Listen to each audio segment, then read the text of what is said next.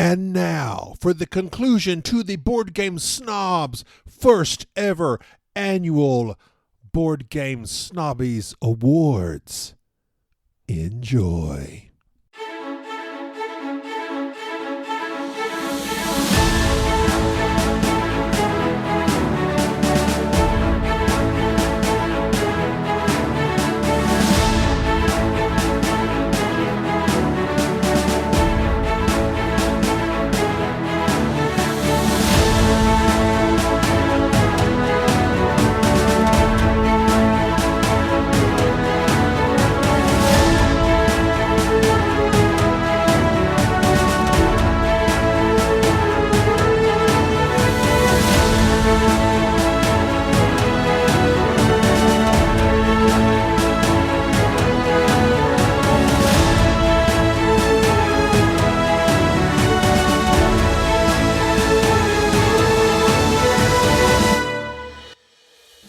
So,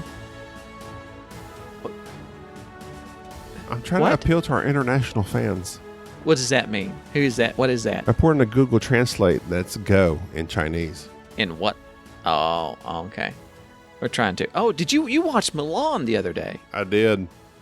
And I was appalled to hear that, one, you watched Milan, and two, that you had not watched the cartoon version of Milan. This is the Board Game Snobs podcast. That has been rectified. Tell me about it. Mulan live action. Upon first watch, I was like, it's a fine live action movie, kind of generic, same old, same old. She has the Force, big deal. Midichlorians, apparently. Chi, it's different. Chi. Oh, midichlorians, apparently. And it was okay, but then Shardae's like, you got to watch the cartoon. Jerry's like, you got to watch the cartoon. I watched the cartoon.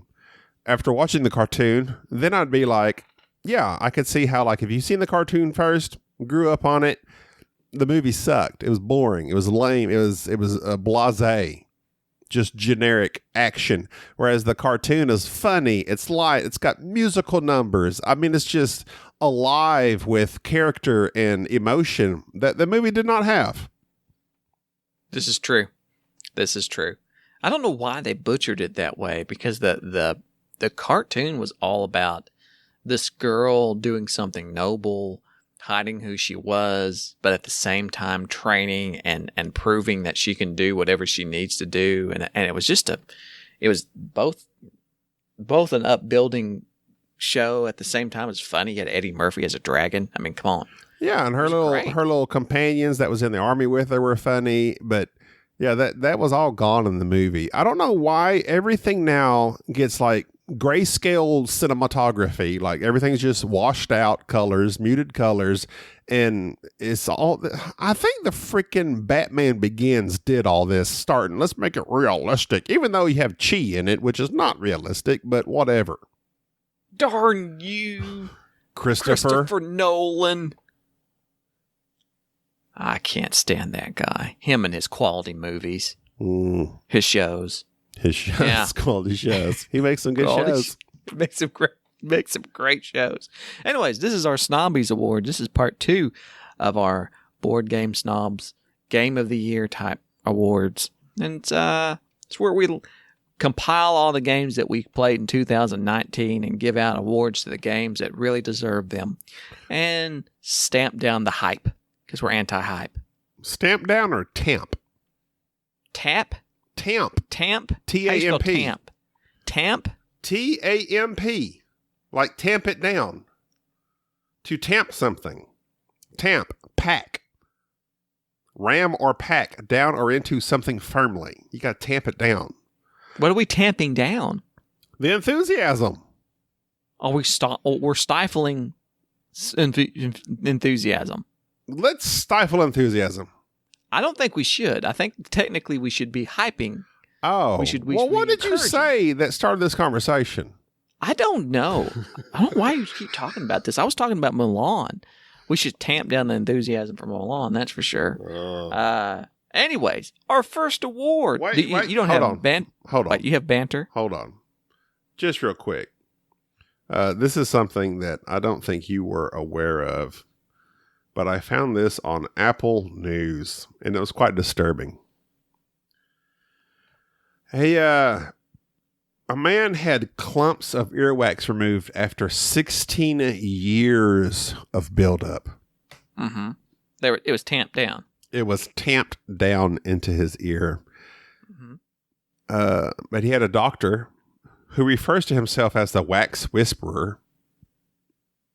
Sounds kind of haughty to me. He addressed the ear blockage. Hello, ear blockage. Classic. He said the patient had previous history of surgery that removed a bone in the back of the ear due to infection. The doctor says it was comfortably the largest haul of earwax and dead skin I've ever removed from a single ear. The video showed the specialist excavating pieces of wax and dead skin. The typical procedure lasts about 10 minutes. This man's lasted an hour. That must have been very irritating. Classic. I was shocked by just how much earwax and dead skin I removed. It's like Rythotha. He's got a strange name. I'll just call him Earwax Whisperer, EWW. According to the Post, which know the audiologist admitted to becoming slightly nauseous after seeing the pile of residue successfully removed. Imagine a doctor removes this stuff from your ear, then gets sick and just becomes nauseous in front of you. You kind of hope that your medical professional keeps it Hold together. It together, man. But let me lance this. Oh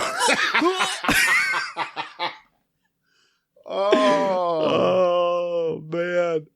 Oh, that's awful. So that guy, I guess he couldn't hear very well, and that was what prompted him to go get his ears cleaned out. Well, my doctor, when I got my physical, that I failed. He see you and just went, oh!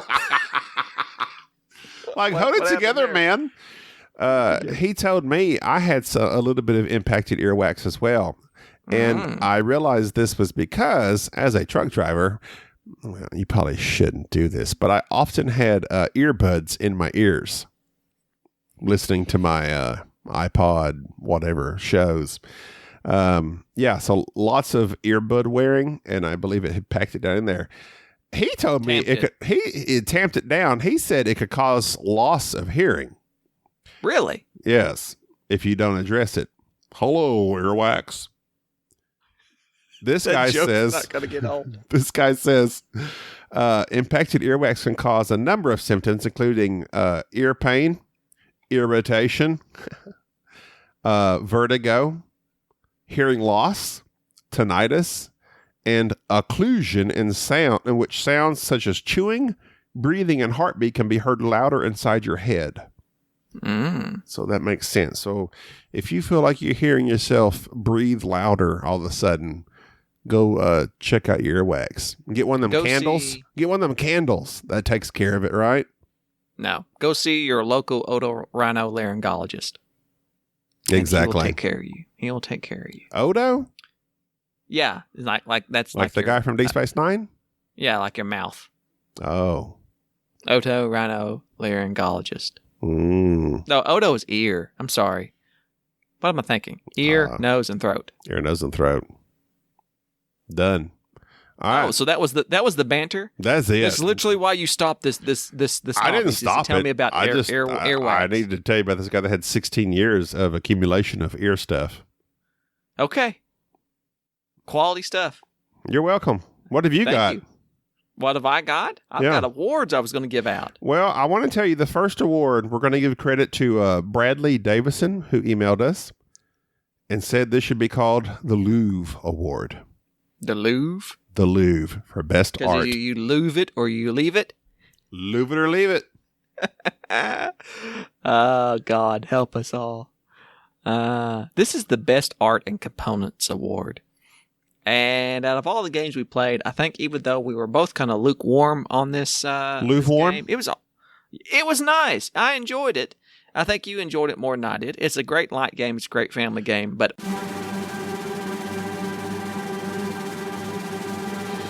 Wingspan had some excellent artwork and some excellent components. And overall, just the presentation of it was really good. Presentation. I would say, overall presentation. Just art and the eggs the bird feeder, completely unnecessary, over the top production. Mm-hmm. You got to hand it to it. Right.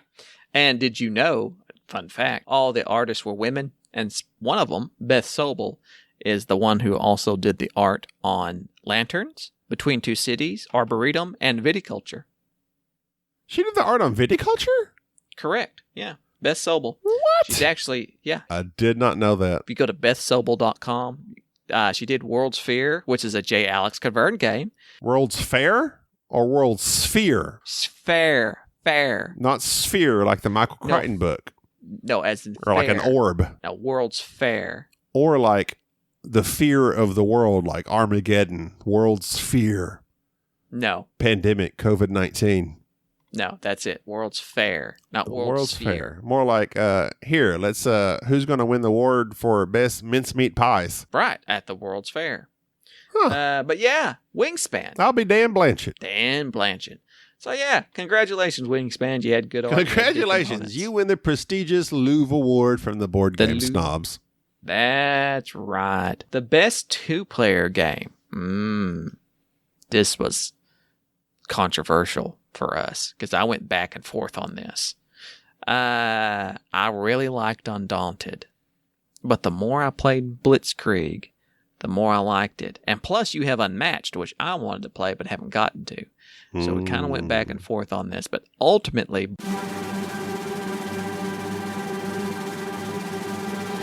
Blitzkrieg won out. I would have to say so. It's just so light and airy. Like cheese puffs. It's the cheese puffs of two-player games. And if there's something you could just munch on and enjoy and not think too hard about, it's cheese puffs. Also, a game you want to just munch on, enjoy, not think too hard about, it's Blitzkrieg. I like Blitzkrieg. I really do. It's a good solo, too. So, our best two-player game of the year, Blitzkrieg. Congratulations. Oh, what's the guy? Paulo Mori? Is he the designer? Yeah. Good at you. Is that what they say? Yes. Our favorite light board game now. Again, one where we had some back and forth on. I think it's obvious that in terms of light games, Wingspan kind of fits the bill. It's a nice light game. At this point, it's cliche to say, though. I know. Let's not be cliche. And I didn't want to be cliche. And so I went with a game that I think is both light. You went with a game? We went with a game. You talking about Yukon Airways? Yes. Okay. I couldn't just remember which one we decided on. Actually, Wonderful World. Oh. Well, either one. Because Yukon Airways was a 2.68, 0.18 points over your marking of a light game. I'm calling an audible. Okay. I like Yukon Airways for the light game. I think it's kind of got a lot going on for a light game, just saying. It's dice placement. That's which what you I don't told like. me for Godfather, which I called a gateway. Yeah. Well, okay, it in Wonderful World. It can share it. Wonderful World or Yukon Airways. They're These both are really clearly valid awards. valid awards, yeah. It's kind of like that time where they gave the Oscar to the wrong people. And they're like, Steve Harvey up there just looking around. La La Land. No, man. Did you watch La La Land? Love it. I love it. Love it. That song he sings at the end gets me every time. Plus, I love Ryan Reynolds, or a.k.a. Ryan Johnson, or a.k.a. what is his freaking name? Ryan Seacrest. Ryan Seacrest. No, it's Ryan Gosling. Ryan the Goose Gosling. And then there's Ryan from the Gamecasters. And Emma Watson? Yep, Emma Watson. She's got fascinating eyes. Emma Roberts? Hey, don't tell anybody this. Do not tell anybody this. Go ahead. Don't repeat this. But listening. Bubba told me one time we were having this conversation regarding actors, and he told me the most attractive actress to him is what's her face? Salma Hayek.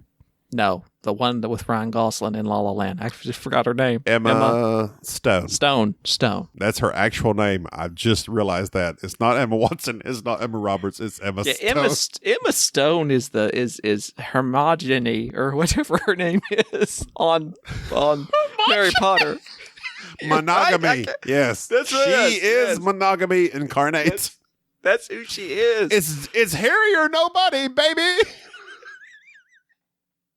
I'll never leave you. I'll never leave you. Your name is monogamy. I'm sorry. I can't think of her name. I didn't. Hermione. Her Hanene. Hanene. Yes. She liked to whip it. But yeah, the best flight game was either Yukon Airways or Wonderful World. I don't remember. We're going to have to move on. Oh, wow. You went old school as of like 4 years ago just then. Do you not know how to? I can dab too. Oh, dabbing. I never liked dabbing as much as I like nay-nay. I liked, okay, well, the nay-nay thing didn't make. You watch me nay-nay. I didn't like the whip and nay-nay thing. Watch the me dab whip, had. whip.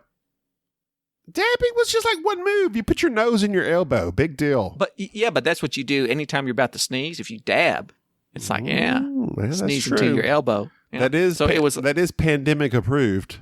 Right. Yeah. Whipping a nay-nay is not. What does that mean? I don't know. It's the way kids talk these days. I don't know. I really hope this isn't erotic or nasty or wrong. Let me go get Sade so she can be our translator. Okay. All right. So that's our light game. Wonderful World or Yukon Airways. You can't go wrong. Either one. We're choosing 2 games for 1 award because it's completely valid. If you want to whip a nay-nay, go with the Wonderful World. If you want to dab, Yukon Airways. There you go. All right. Moving on to our heavy game. Our Ben Maddox Award, because he's very heavy. No, he's not heavy. He's heavy on conversation, if that's what you mean. He is. He's very heavy on conversation. And Alexa's Is your Alexa on? Yeah, it's telling me to take my pills. You heard Ben. She said, "Oh, you got your schedule set." Yeah, I have my kidney medicine I gotta take. Oh my God! Hey, well, while you're taking your kidney medicine, I'm gonna take the anti-kidney medicine and go get me a refill real quick. Okay, I turned Alexa off. Sorry about that. This is the Board Game Snobs podcast. Hey, banter! Podcast. I'm gonna go get me some drink. Time for a commercial. Do you like board games? Do you like podcasts? Do you mind listening to amateurs talk about board games? Surely you don't.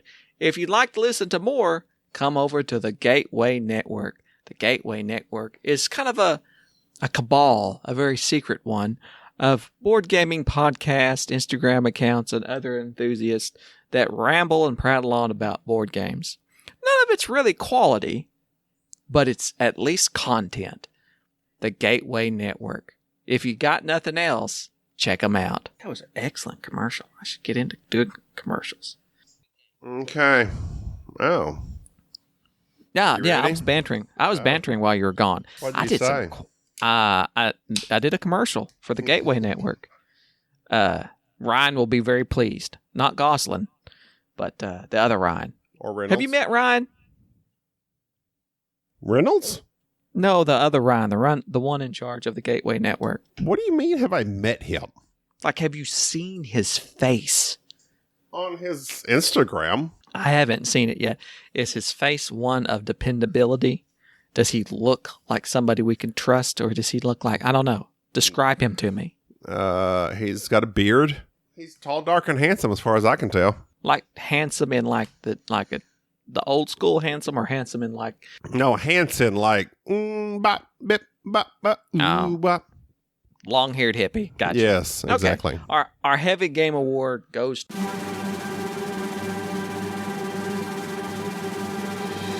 Barrage. Barrage was a great game. It should have won the Golden Geek.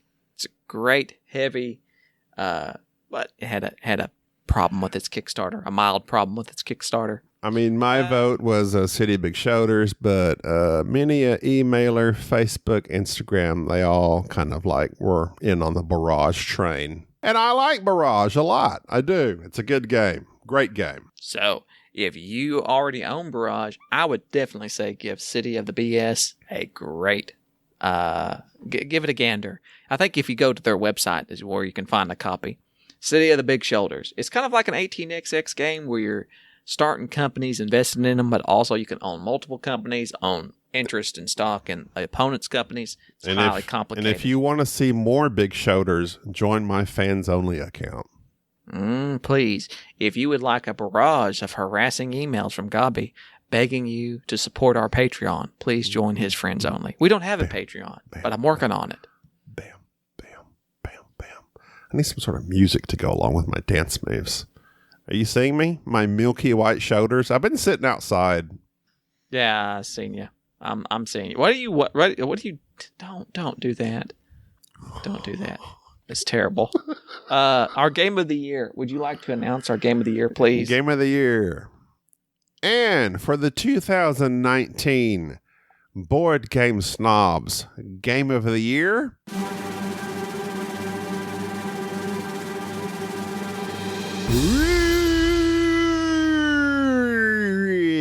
Dawn of Kiev. We like Rurik. It's a great game. It's an amazing game. The Kickstarter's ended by the time that this has came out. But I really think it's one of those games that's going to be around for years to come. It's accessible. Yes. It's not like ridiculously heavy, although it is a 3.08. I don't agree with that. I don't agree with that either. There's a lot of mechanics in the game, mechanisms, but it's not hard to understand. It's got that auction programming that drives the game. There's the area control in it as well.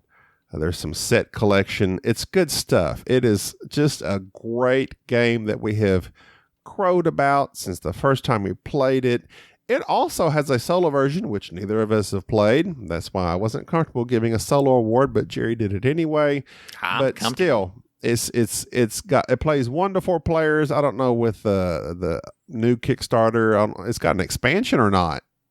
Yeah, I think it adds. Overall rank 1400 on BGG, whatever. This is a outstanding game from designer Stan Kordonsky, artist Finn Makavinci, Yaroslav. Well, there's a lot of stuff on here. I'm not going to go hold that. Publisher Peacekeeper Games, and who's the main publisher that is on the box? Is that it? Peacekeeper? Yeah, it's their Kickstarter. They're okay. Like independent. Okay, so there's some more mentioned on here. Giant Rock, blah blah blah. But we'll go with Peacekeeper.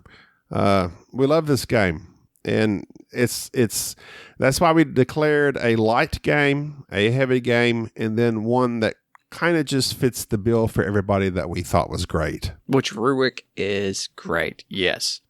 So, like I said, it kind of covers all your bases. If you're looking for a heavy game, a light game, family game, 2-player game. Well, that's just like, if we were to have done this 3 years ago when we started, I would have given Game of the Year to The Godfather. It falls in the same category for me. The Godfather? Yeah. Corleone's Empire. It's not light. It's not super heavy. You don't remember, we did this 3 years ago. And we did give it to The Godfather. We did our personal game, but we didn't do the Snobbies. Yes, we did. This is the first game annual. Of the year. You don't remember. We did the game of the year. That's because coincidentally we agreed that The Godfather was the game of 2017, but we didn't have the Snobbies at the time. This is the first annual Snobbies. I don't know about that. I'm pretty sure that we did it and that we gave it to Board Game. Yeah, we gave it to Godfather. I think we just did a podcast in which we listed our games of the year, and Godfather was both our number ones probably. But I don't even remember. But we have not done this. Are you sure? Yes. It's games of 2018, which is basically what we did. It's episode number 43. And that's where we declared that Godfather was the game of 2018 and that we were feeling out Lorenzo because we hadn't really got it played. And then later we went back and said we really liked Lorenzo. See, like I would say, we were to have redone that now, like we would do a light game, a heavy game. I'd probably give Lorenzo probably on the heavier side I'd give Lorenzo heavy game of the year, Godfather game of the year, because it's accessible, it's got a thematic, it's blah, blah, blah. You know what we need to do? Since we have all these games that we love, we don't have an official list of games that are Board Game Snob approved. Like they're games that are in the Hall of Fame, if you will. We need to actually do an episode where we BGSHF? Yes, a BGSHF. That this game is in the Hall of Fame. It's a game that we truly love. That due to its release or for whatever reasons, it didn't win a Snobby Award, but maybe it's a game that we found out about later, a game that really fits the bill and is adopted into the Hall of Fame. That's what we need to do. Well, I think there are certain games that we tout constantly. Gold West, Barony, Godfather, Lorenzo. But people need to know. They need to know about this. Well, hey, what you ought to do is create a website called Board Game Snobs. Oh, wait, we had that. It went defunct because we ain't got time. I ain't got time for that mess. I ain't got time for that mess. So stop talking. I'm just saying, we just do a podcast and say, hey, these are the games that are in the Hall of Fame, and we keep a running list. I think our fans would like it. Maybe not our listeners, but our true fans would. Our true fans. Casual listeners, we appreciate you. You dirty casuals. Stop listening. That's just like under Gates Yang, casual buyers, casual customers, but regular customers, that's where it's at. That's where it's at. We don't want none of this one-time buyer stuff. If you're not willing to listen to us constantly and support our Patreon that we don't have, then we don't want you. But I do need a new, I need a Roadcaster thing for my multiplayer. Don't worry about it. I just need a Roadcaster thing. It's on Amazon. It's like $600. We need $600. $600? Yeah. For what? Quality equipment's expensive, Jerry. I don't know if you know that because you've never bought any. I was paying for the website. I pay for the Podbean. That's like $20. I got kidney problems. I had to shut the website down to pay for my kidneys. Oh, well, I see where your priorities are. They are. I'm not going to be one of those one kidney losers. Enrique, we apologize. Oh, Enrique. We haven't seen or heard from him in so long. He's like a myth at this point, like the Phoenix. He'll rise again. Rise again from the ashes. Yeah, I wish this COVID-19 thing would hurry up and get over. I'm so sick of it. No pun intended. I just, I'm ready to play games with everybody. I'm ready to podcast together in real life. I'm ready to go to conventions. I miss walking down the halls of, the hotel, getting ready to go downstairs and play a bunch of games at BGG. It's just, I miss it all. As do I. Well, that's going to do it for this episode. That's all we've got for you. Let's end it on a high note. All right. Well, that's going to do it for part 2 of the Snobby Awards. Whip-a-nay-nay. Bye.